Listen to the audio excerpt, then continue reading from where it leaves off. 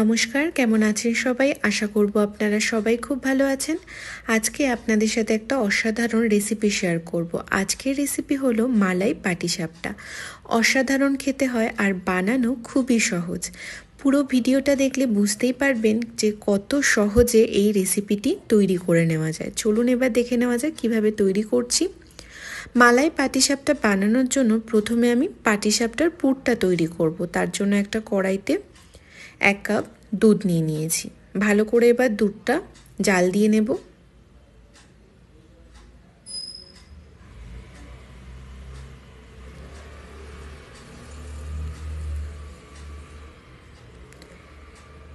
দুধটা দেখুন আমার ভালো করে জাল দিয়ে নেওয়া হয়ে গেছে। এবার এর মধ্যে দিলাম 1 কাপ নারকেল কোড়া, 1 কাপ দিলাম চিনি। ভালো করে মিশিয়ে নিচ্ছি।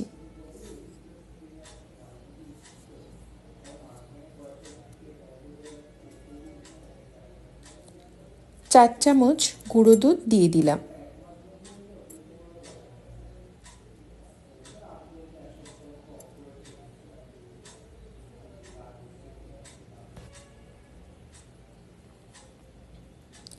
এক চামচ সুজির গুঁড়ো দিয়ে দিলাম। ভালো করে মিশিয়ে নিচ্ছি।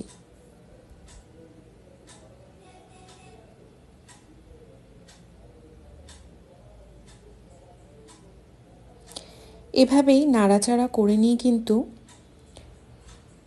পুরটা তৈরি করে নিতে হবে। দেখুন পুরটা আমার ড্রাই হয়ে এসেছে।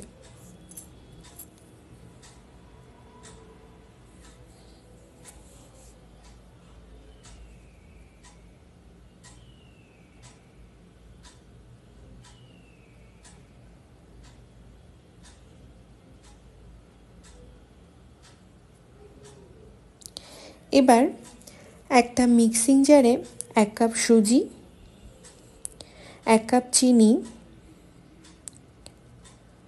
পাউডার বানিয়ে নেব। এবার পাউডারটা একটা বোলে নিয়ে নিলাম। এবার দিচ্ছি সামান্য একটু নুন, আর দিলাম গুঁড়ো দুধ, আর দিলাম ময়দা। সমস্ত উপকরণ ভালো করে মিশিয়ে নেব।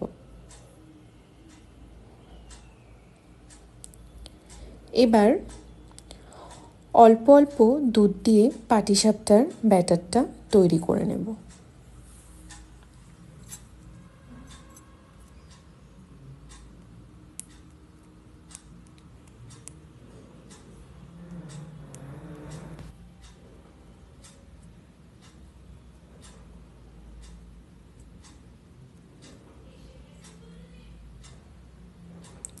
দেখুন আমি 1 কাপ দুধ দিয়ে ব্যাটারটা তৈরি করে নিয়েছি। 10 মিনিটের জন্য রেস্টে রেখে দেব।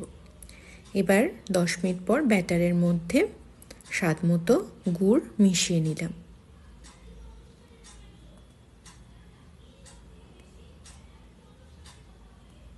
ব্যাটারটা একদম তৈরি হয়ে গেছে। এবার পাটিসাপটাগুলো গড়ে নেব। একটা প্যান বসিয়ে দিয়েছি, প্যানে সামান্য একটু অয়েল ব্রাশ করে নিয়েছি। এবার পাটিসাপটার ব্যাটারটা প্যানে দিয়ে এভাবে স্প্রেড করে নিয়ে নিলাম।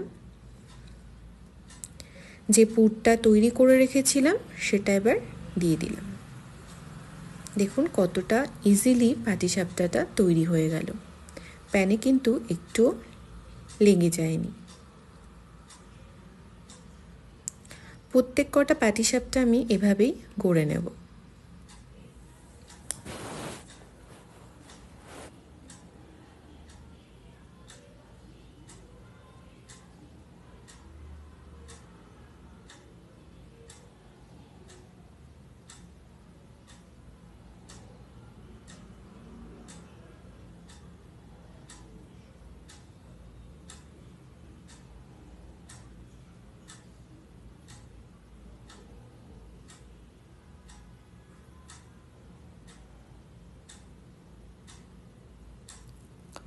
দেখুন পাটিসাপটা আমার তৈরি করা হয়ে গেছে। এবার একটা বলে পাটিসাপটাগুলো নিয়ে নিচ্ছি।